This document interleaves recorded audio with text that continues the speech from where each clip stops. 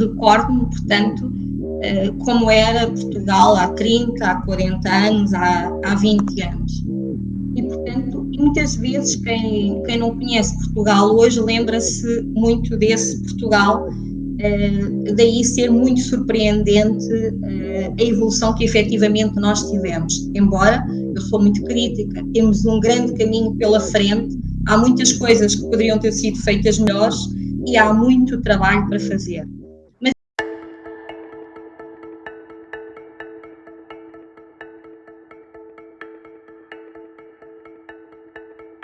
Olá, sejam bem-vindos a mais um episódio do nosso podcast Missão Desenvolvimento. Eu sou Paulo Gala e hoje vamos falar sobre o sucesso recente de Portugal, sobre os grandes avanços de Portugal na área de inovação. Portugal tem se tornado um hub de inovação ali especialmente Lisboa, né? Mas não só Lisboa, é um desenvolvimento que tem se espraiado por outras cidades também.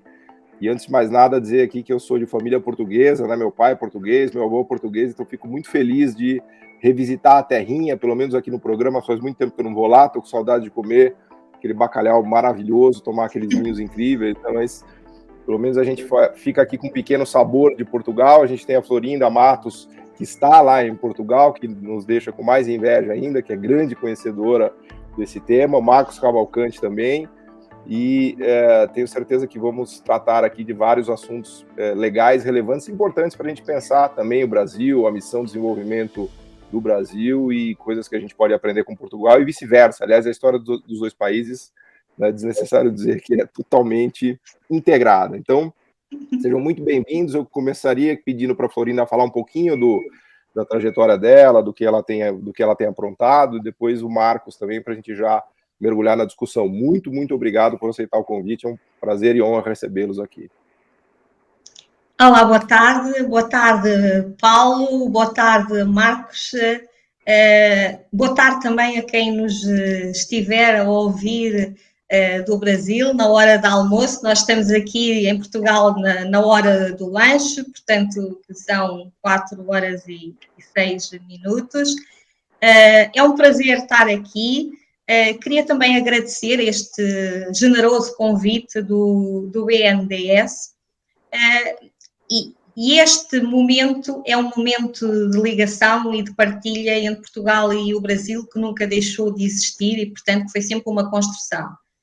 É muito difícil falar de mim, portanto, eu evito às vezes falar, porque eu sou daquelas pessoas que dei várias voltas pela minha vida. Portanto, eu há 30 anos era engenheira agrícola, continuo com uma grande paixão por agricultura, portanto, e com tudo o que é a agricultura. Fui-me embora da agricultura porque achei que o que faltava na agricultura era capacidade de mercado e capacidade de gerir as explorações agrícolas e, portanto, entrei na gestão e depois, por acaso, entrei na universidade e comecei a dar aulas e gostei de dar aulas.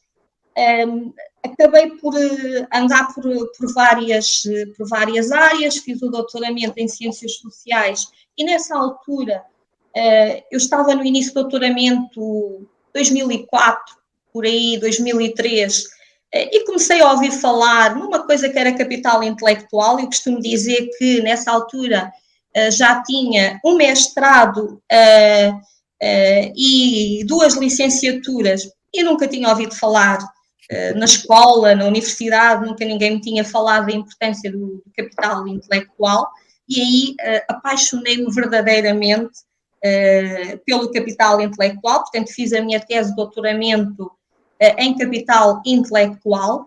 Basicamente, eu criei as bases para um modelo que permitisse auditar a forma como as empresas estão a gerir o seu capital intelectual. Esse modelo deu origem a um scoring que está disponível, que as empresas podem utilizar e tem servido de suporte a algumas atividades, nomeadamente mais recentemente estamos a trabalhar com o Instituto de Apoio às Pequenas e Médias Empresas, antigo Instituto, agora é Agência para a Competitividade, no sentido de conseguirmos criar um prémio de sustentabilidade social baseada no capital intelectual que permita avaliar essa sustentabilidade nas empresas.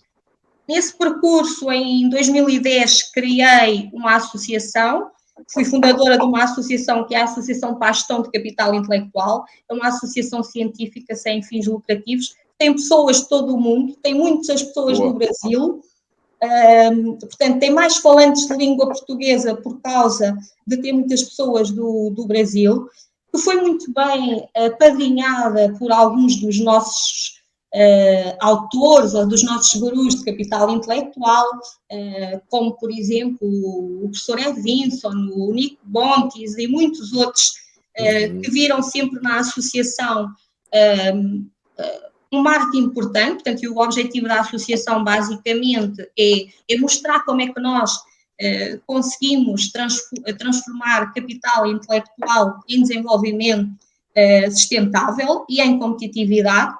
E, portanto, nestes últimos anos, portanto, nestes últimos 11 anos, tenho dedicado um pouco a minha atividade paralelamente àquela que tenho como professora. Portanto, eu sou professora das áreas de gestão, de gestão geral, de gestão do conhecimento e cultura organizacional na universidade e, paralelamente, portanto, à associação tentando promover toda aquela que é a missão da associação. Nestes últimos anos, portanto, aproximei-me também do Clube de Paris e, portanto, até pelas ligações às pessoas que tinha, e realmente o Clube de Paris é um ponto de conexão entre mim e o Marcos Cavalcanti. Infelizmente não nos encontramos lá, depois a pandemia portanto, impediu aquele grande evento que temos feito na sede da Unesco em Paris e que espero que este ano volte a existir. A minha ligação ao Brasil, não tenho família no Brasil, mas tenho grandes amigos no Brasil. Há alguns anos que colaboro com a Universidade de Santa Catarina como júri de doutoramentos, como co-orientadora de doutoramentos na área de gestão do conhecimento. Através da Associação de Capital Intelectual, portanto, a Associação de Capital Intelectual é parceira do IPEA, do Instituto de Pesquisa Económica Aplicada do Brasil. Portanto, somos nós que em Portugal podemos divulgar as publicações e, portanto, eu sou membro do Observatório de Gestão do Conhecimento do IPEA e, portanto, tenho tido aí algumas ligações fortes a estas áreas do capital intelectual e do conhecimento. E, portanto, tenho vivido esta história do capital intelectual e cada vez com mais convicção que dele depende muito o futuro que nós possamos ter para os nossos países. Fantástico. Deixa eu só, antes de passar para o Marcos, eu não resisto de fazer a propaganda no meu livro aqui, Florinda. Brasil, uma economia que não aprende. Então, você está falando o tempo todo de capital intelectual e eu estou pensando aqui em toda essa temática, né, de como ela é relevante para a gente entender, né, o que tem acontecido no Brasil, Portugal e sempre. Mas vai lá, Marcos, conta um pouquinho para a gente também do que você rapidamente, eu também tive uma trajetória por vários campos, como a Florinda falou. Eu me formei em matemática na graduação, trabalhei no mercado financeiro durante 5 anos aqui no Brasil, numa época que estava surgindo o mercado financeiro. Fui fazer um doutorado em informática na França, fiquei 5 anos lá, e na volta criei o CRI, que é o Centro de Referência em Inteligência Empresarial na COP, na Universidade Federal do Rio de Janeiro, para lidar com esse sistema de gestão do conhecimento, capital intelectual. Um dos fundadores do novo Clube de Paris, junto com Armed, Leif Edvinson e todos esses, a gente começou a criar esse movimento no início desse século. E trabalhei com o BNDES no desenvolvimento de uma metodologia de avaliação de empresas que está implantada desde 2007 no banco, que leva em conta os capitais intelectuais, né, ou os capitais intangíveis, como a gente chamou. Então, foi uma experiência super rica que deixou a gente... E agora temos novos desafios, né, em torno da... Eu tenho trabalhado muito em ciência das redes, complexidade. O Paulo Gala é um dos especialistas aqui no Brasil sobre esse tema. A gente Eu fiz um pós-doutorado agora nos Estados Unidos, acabei de voltar para o Brasil, e nisso, ciência das redes, e como uma ferramenta para lidar com a complexidade. A gente vai falar um pouco sobre isso, certamente, daqui para frente. Fantástico. Bom, a gente está em esse admirável novo mundo aí de tantos temas que eu fico na dúvida até de por onde começar aqui, mas acho que a gente poderia começar por Portugal, obviamente, né, em homenagem à Florinda aqui e ao nosso tema principal, e falar um pouquinho sobre o sucesso recente de Portugal, né? Como é que Portugal conseguiu mergulhar nessa era, ou tem conseguido, né? Obviamente tem muitos desafios ainda pela frente, mas como ele tem conseguido mergulhar nessa era da economia dos intangíveis, né, que é um termo que eu acho muito interessante, né, que o desenvolvimento econômico, ele, especialmente na porção mais rica, né, na parte mais rica do enriquecimento dos países, a gente vê que há um domínio dos intangíveis, né?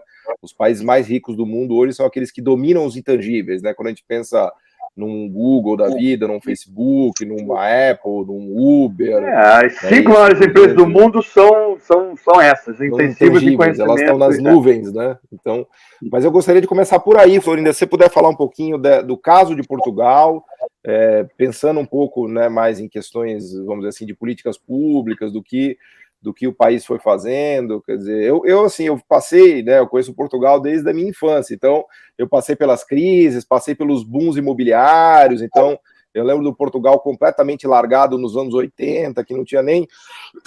Eu já fui de Lisboa a Aveiro, que é a cidade dos meus avós, né? Eu já demorei 10 horas de carro, assim, um trajeto que hoje se faz, né? A gente parava no meio do caminho para fazer piquenique, né? Então tudo isso eu estou só contando para lembrar o Portugal, que era quase uma aldeia ainda ali nos anos 80, né? Do ponto de vista de infraestruturas físicas e tecnológicas, né? Depois, com a entrada no euro, ele passou por um boom, especialmente um boom imobiliário, um boom de crédito, que também acabou não resultando muito bem, né? Ele acabou capotando na crise europeia, junto com os países, especialmente do sul da Europa, e a gente viveu aquela crise, mas agora as notícias que vêm são muito boas, né? Teve recentemente acho que uma matéria lá no Financial Times falando do capitalismo de sardinhas.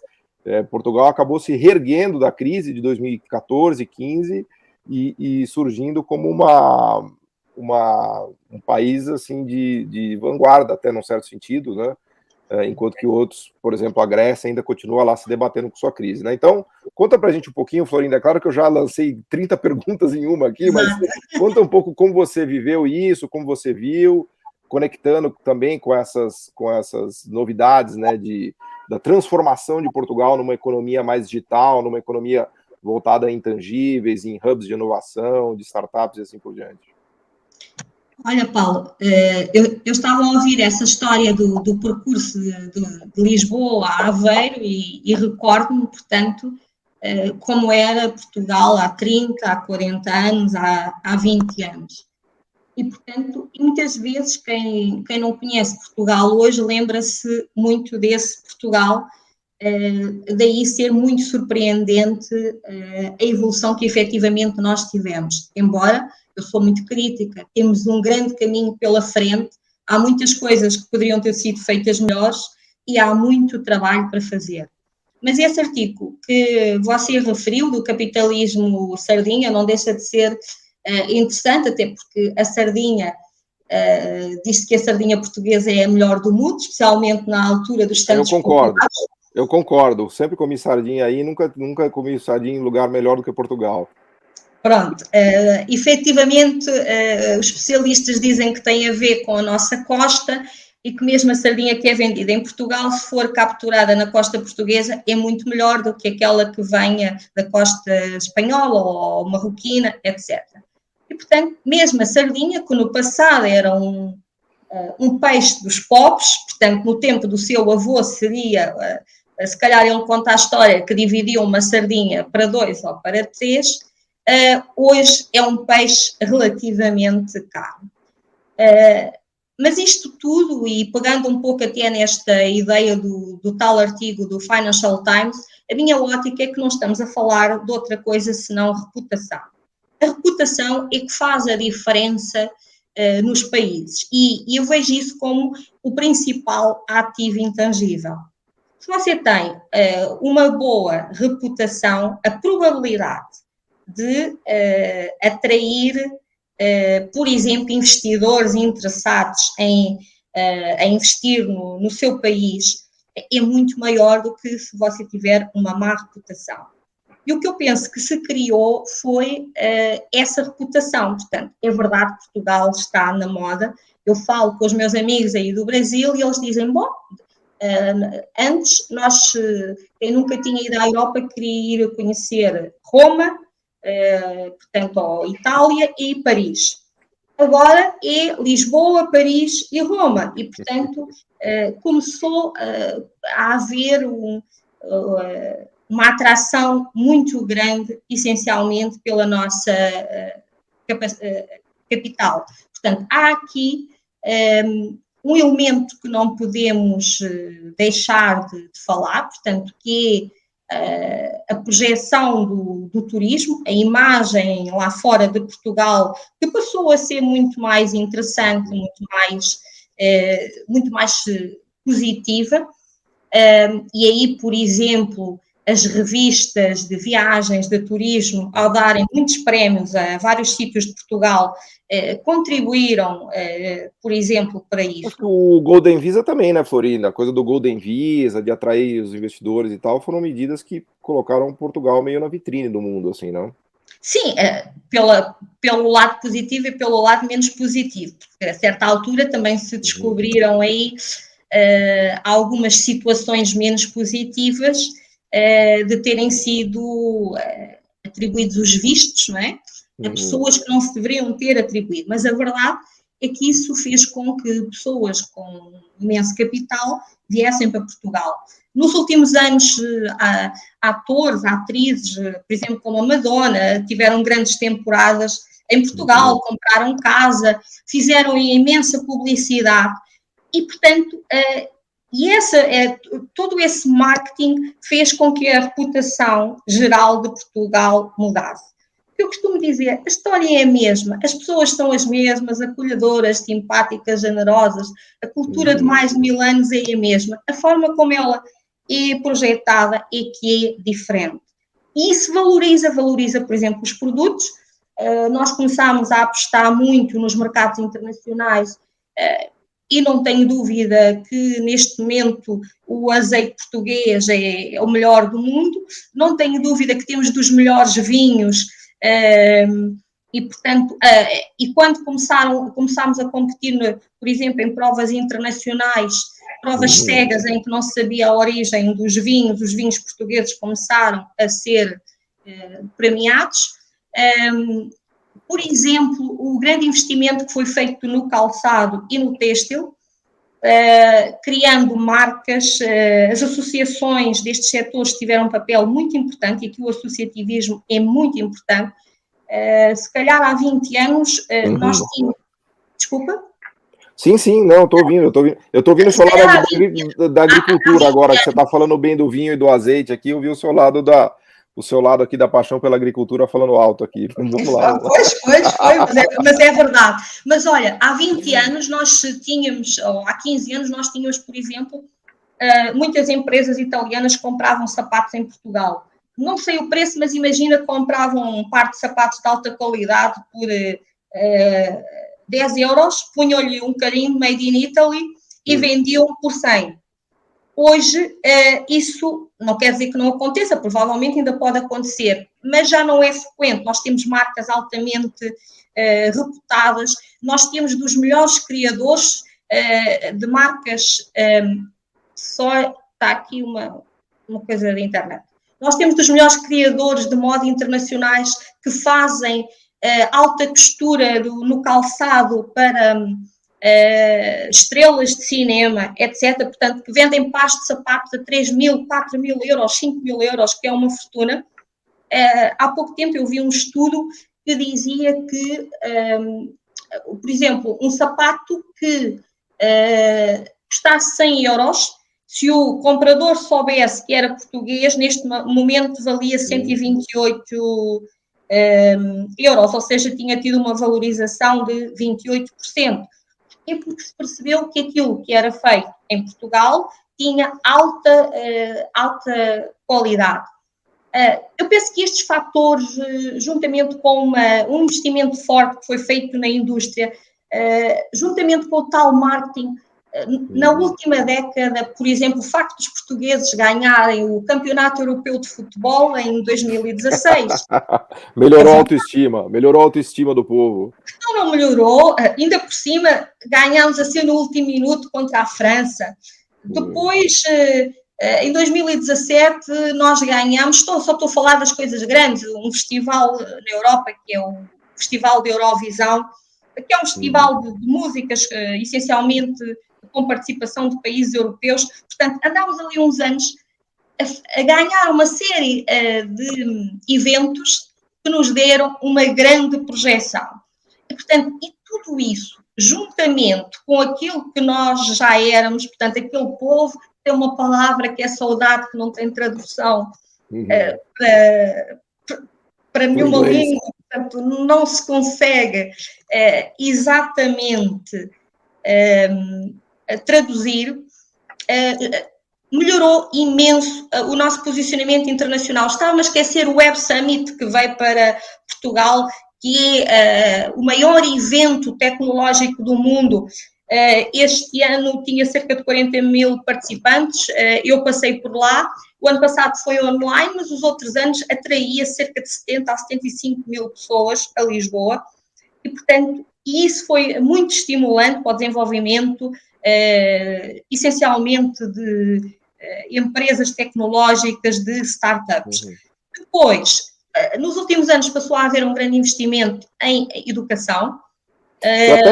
Eu até queria, desculpa interromper, Florinda, eu queria até conectar um pouco com o Marcos para a história do Clube de Paris, assim, porque eu estou aqui revelando minha ignorância, até pedir um pouquinho para o Marcos se ele puder falar, e depois a gente volta, porque eu não queria entrar já na educação e no capital humano agora, porque senão a gente vai embora, mas eu queria introduzir essa discussão do que vocês têm feito lá no Clube de Paris. Conta um pouco para a gente, Marcos. Na verdade, a história do Clube de Paris foi tentar entender o que a gente acha que a gente está vivendo, uma sociedade do conhecimento. A gente está saindo de uma era industrial, onde mão de obra, capital, né, energia, matéria-prima eram os fatores de produção, os fatores que a gente usava para produzir riqueza, e entrando numa era onde o conhecimento se transformou no principal fator de produção. Não é que os outros desapareceram, mas o conhecimento se transformou. Tem estudos da OCDE mostrando que mais da metade da riqueza criada no mundo nos últimos 5 anos foram criados não pela terra, capital, trabalho, energia e matéria-prima, que eram os fatores clássicos de produção, mas pelo conhecimento. Então, o Clube de Paris tentou entender esse novo mundo e o que se implicava do ponto de vista prático, de gestão, de política econômica, de política social, porque não dá para se pensar que, vamos falar de desenvolvimento, né, aqui nesse missão do desenvolvimento, para ter desenvolvimento no século XX, na sociedade industrial, estrada, porto e aeroporto, era uma infraestrutura absolutamente essencial, porque a riqueza que circulava era uma riqueza tangível, eram os produtos agrícolas, industriais. Hoje, mais da metade da riqueza do mundo é intangível. Você precisa de conexão na internet. Hoje a infraestrutura não precisa de caminhão nem de avião, exatamente. A infraestrutura que você precisa é outra. Tem uma história engraçada. Há 3 anos atrás, meu pai faleceu e eu não quis passar um carnaval aqui no Rio de Janeiro e descobri um Airbnb, uma cidade que eu nunca tinha ouvido falar, no interior de Minas Gerais, que é um estado aqui próximo ao estado do Rio de Janeiro, onde eu moro. E essa cidade se chama Sarandira.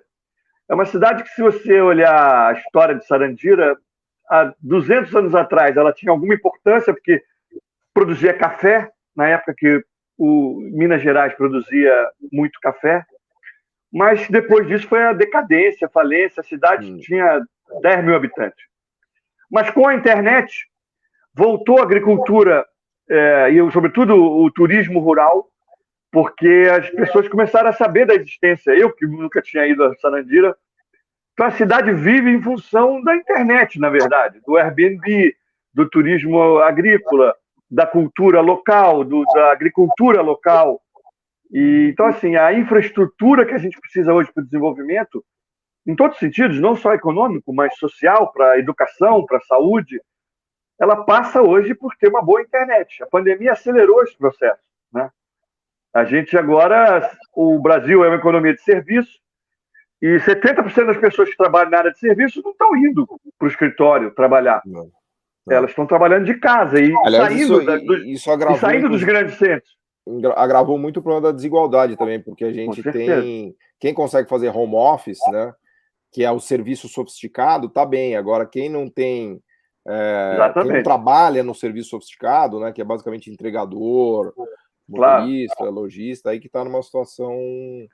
Exatamente. Então, a ideia do Clube de Paris foi pensar esse mundo onde o conhecimento se transformou no principal fator de produção, e acho que os nossos economistas, perdoe aí os amigos do Paulo Gala, não entendem, porque ele entende, ele é uma exceção. Eu adoro criticar economista, vamos falar mal deles, fica à vontade. E aí, essa história da complexidade que eu queria trazer para a nossa conversa, porque o Atlas da Complexidade, que o Paulo Gala conhece muito bem, mostra isso, essa coisa das redes, né? A gente, na economia industrial, a gente falava muito da cadeia de valor. E hoje eu acho que a gente tem que falar de rede de valor, né?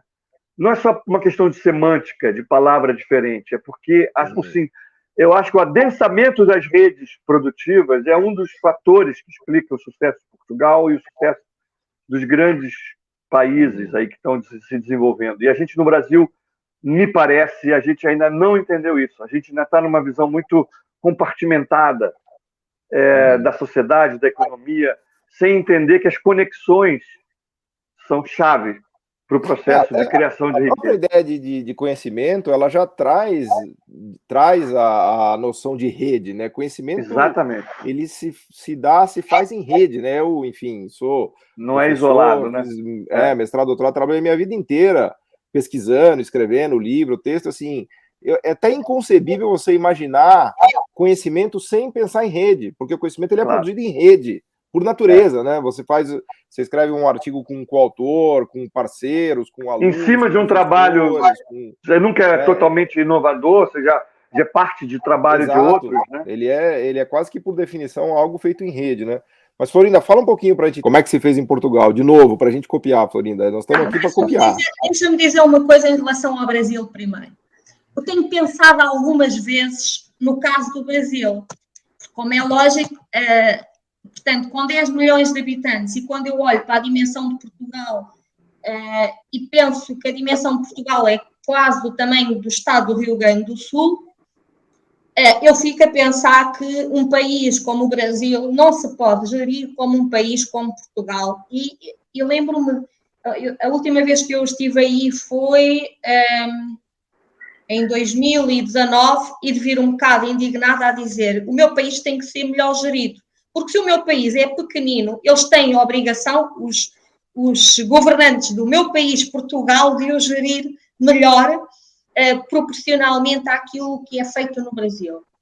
Porque o Brasil é um país de contrastes e de grande riqueza, que por isso acaba por muitas vezes estar na mão de uns e outros não terem acesso. Portanto, eu diria que no caso do Brasil era importante um plano para cada Estado completamente diferente, que depois, ou com semelhanças, e que depois eles... Cada Estado é um país, né? Cada Estado é um país, a verdade é essa. Portanto, cada Estado poderia ter o seu plano, depois todos interconectados com uma política comum.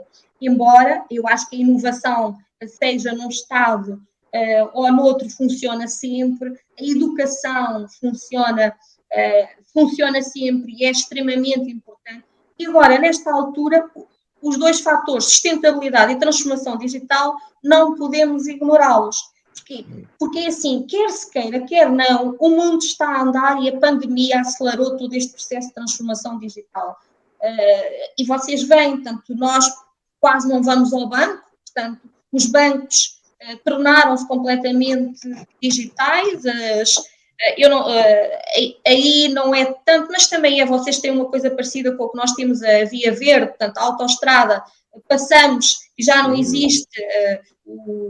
e aulas, atividade financeira, aulas, médico, telemedicina... Tudo. Assim, é impressionante. Tudo muito mais digital. Portanto, esta transformação digital, se o país não tiver acesso, como o Marcos disse, à internet, isto é assim, fala-se muito em direitos humanos. Agora, o direito à internet deveria ser um direito adquirido, porque nós não podemos querer o desenvolvimento de um país quando, ou dos vários países, quando vai haver diferentes velocidades, dependendo do acesso ao conhecimento que se faz utilizando a internet.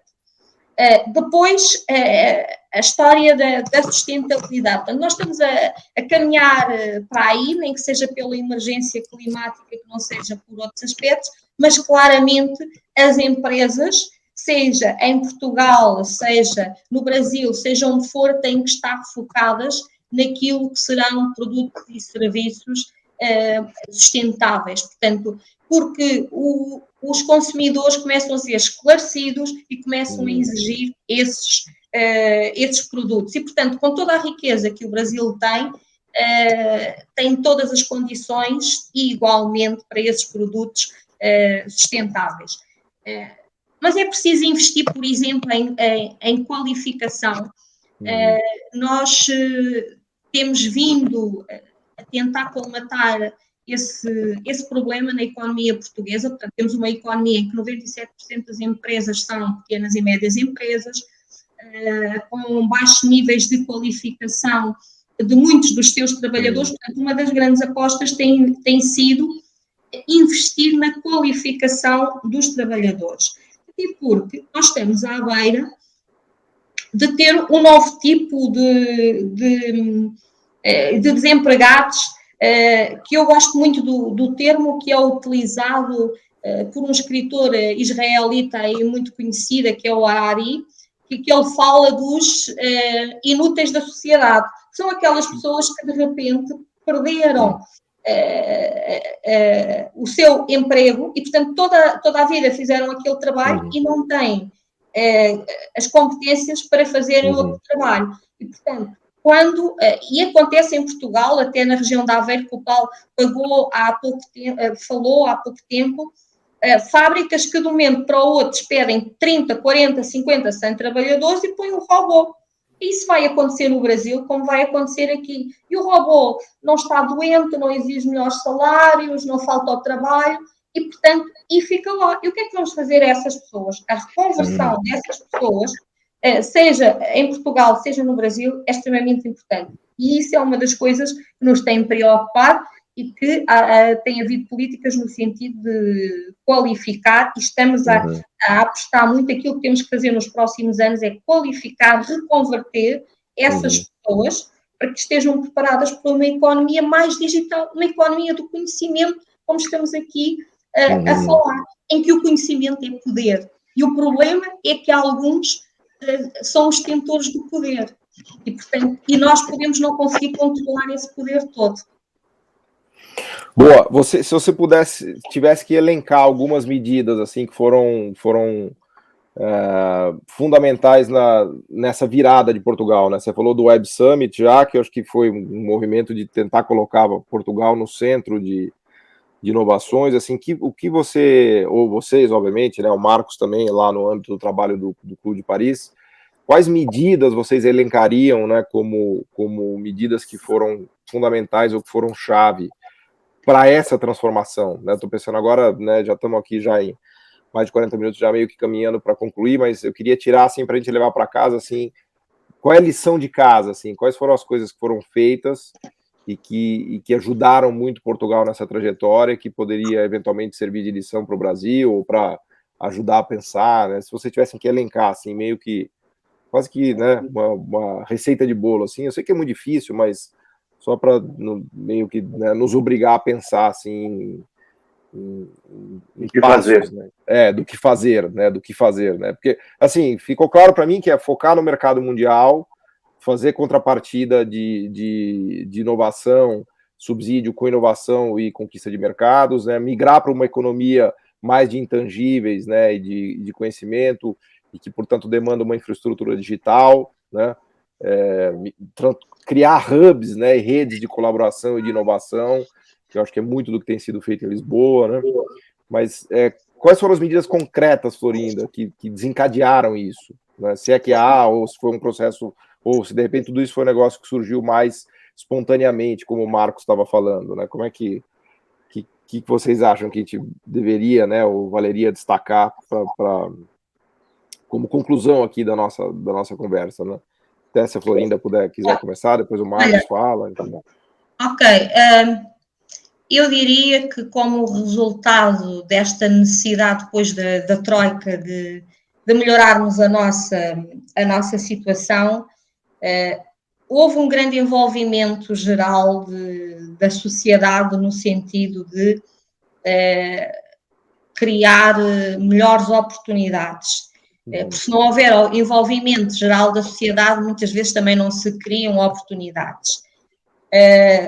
Tenho a plena noção que o facto de termos tido a tal estabilidade política com uma boa visão internacional da governação, portanto, que gerou a tal credibilidade internacional, foi extraordinário e que nos ajudou imenso. Portanto, o facto de começarmos a apostar imenso num dos nossos recursos intangíveis, mas que é baseado em tangíveis, que é o turismo. Portanto, o turismo pode ser intangível como serviço, mas é baseado naquilo que tu podes comprar, ver, sentir, etc. E, portanto, a tal descoberta de Portugal na parte do turismo depois abriu-nos portas para outras áreas. O investimento, como eu disse, ou o estímulo à inovação, e nomeadamente à qualificação através do aumento de pessoas com nível superior de educação, por exemplo, atraiu muitas empresas internacionais que precisavam de engenheiros informáticos. Portanto, nós fizemos uma grande mudança neste momento face àquilo que era há 20 anos. A quantidade de engenheiros informáticos que nós temos é muito superior a pessoas formadas na área da ciência dos dados. Por exemplo, não havia cursos na minha universidade, existe uma licenciatura neste momento em ciência de dados. E, portanto, as pessoas estão todas empregadas quando saem. Portanto, áreas muito mais viradas para a ciência, para a tecnologia. Depois, mantendo uma parte mais tradicional, e que o Brasil também tem, e que é muito importante, que é mostrar a qualidade dos sistemas alimentares. Portanto, quando eu há pouco falava dos produtos portugueses, a tendência, e percebemos isto até com a pandemia, é valorizarmos muito os sistemas alimentares. E Portugal tem vindo a valorizar várias áreas dos setores produtivos que faz bem. Portanto, se juntar uma boa parte da agricultura que é bem feita, com uma boa parte da indústria, com uma boa parte dos serviços nos quais temos o turismo, isso foram alguns dos fatores que nós melhoramos imenso e que temos que continuar. Nós temos que ser mais eficientes, mais eficazes. Por exemplo, vocês ouviram falar aí que nós éramos o país do mundo mais vacinado, não sei se ouviram. E, portanto, a certa altura isso não acontecia, mas depois houve uma mobilização geral do Sistema Nacional de Saúde, portanto, de todos os profissionais, que foram muito bem geridos, mas foram eles que se mobilizaram, e das pessoas para se irem vacinar. Portanto, eu diria que, contrariamente a muitos países, nós não temos muitos negacionistas. Ou seja, aceitamos muito bem. A percentagem de negacionismo em Portugal é muito baixa. E nem terraplanista, porque vocês participaram das grandes navegações. Sabem, aí não ficou nenhum. Sabem que o mundo não é plano. Não é plano, não. Pronto, eu acho que esses fatores todos juntos contribuíram. E volto a dizer por onde eu comecei. Tudo isto criou uma reputação. E a reputação, se não for destruída, é um fator muito importante para o desenvolvimento dos países. Quando você pensa num país, o que é que você pensa? É como as marcas. Portanto, investir na reputação do país é meio caminho andado para se conseguir sucesso nas outras áreas. Mas depois tens que manter a reputação, não é? E as pessoas, quando vêm, têm que comprovar que tu não as enganaste. Portugal construiu bem, a gente precisa realmente agora, eu costumo brincar aqui na história brasileira e portuguesa, tem momentos que Portugal está em crise e o Brasil vai bem, tem momentos que o Brasil está em crise e Portugal vai bem, tem uma oscilação, né? Então a gente deveria sempre se espelhar reciprocamente, né? Quando um vai mal e o outro vai bem, para ver se a gente usa como exemplo, né? Eu acho que, claro que Portugal, né, guardadas as devidas proporções, né, é um país muito menor, mas eu acho que no momento o Brasil deveria sim olhar para Portugal, né, para ver quais foram as missões de desenvolvimento lá que deram certo, e a gente hoje fica triste pelo Brasil, mas fica feliz por Portugal, porque... Com certeza. E essa questão da sustentabilidade, você vê, o governo Biden está investindo uma fortuna nisso. O Brasil, se tivesse uma estratégia de país adequada, podia ser um dos principais locais desse investimento. É um dos mais bem posicionados para passar pela transformação verde, pela transformação sustentável. Claro. Mas, enfim, eu estou aqui na agonia porque a gente estourou o tempo já. Vou passar aqui para últimas palavras aqui da Florinda, do Marcos, agradecer muito de coração. Acho que foi uma super discussão, nos ajuda a entender demais o que está acontecendo lá em Portugal e também questões gerais, né, da transformação digital, da transformação para a sustentabilidade e de inspiração para o Brasil, né, do que a gente poderia fazer. Então, agradeço a Florinda, agradeço o Marcos. Se quiserem dar uma última palavra aqui para as pessoas poderem ir para casa mais otimistas, né, ou pessimistas também, não sei. Olha, Florinda, quer falar? Eu queria dizer que cada vez mais temos que pensar nas pessoas. O conhecimento está nas pessoas e, portanto, depois nós podemos criar inovação a partir das pessoas. Mas, portanto, cada país deverá ter o foco, acima de tudo, no bem-estar das pessoas, pondo o país ao serviço das pessoas, acima de tudo. E o que acontece é que muitos países não estão focados no bem-estar das pessoas. Portanto, se os países se focarem, certamente a economia será muito melhor. Boa. Eu queria... Vai lá, Marcos, suas palavras finais para a gente levar para casa. Eu estou convencido que esse tema do ESG não é um modismo, é uma questão que veio para ficar, é uma questão fundamental. E o nosso desafio, eu convido a Florinda para isso, lá no Novo Clube de Paris, é a gente dar um passo adiante. Eu acho que a gente está super bem posicionado no Novo Clube de Paris para pensar modelos de gestão para o século XXI, baseado nos intangíveis e que levem em conta essa preocupação agora que é do mundo inteiro, dos investidores do mundo inteiro, do ESG, né? do Environment, Social and Governance. Eu acho que não é secundário isso, acho que é relevante. As empresas do século XXI vão precisar levar em conta esses aspectos ambientais, sociais e de governança. E a gente pode, no Clube de Paris e com vocês todos juntos aqui, desenvolver metodologias que contribuam para que as empresas e as organizações possam dar conta desse recado. Porque ou vai ser todo mundo junto, ou a gente... Está claro, né? A pandemia é um exemplo nítido que nós estamos num mundo suficientemente globalizado que ninguém vai se salvar sozinho, né? Na pandemia. Não tem isso. Assim, e não vai ser assim. Agora mais do que nunca é sistêmico, né? Com certeza. É um desafio, mas eu acho que a gente tem condição de vencer. Prazer enorme estar aqui.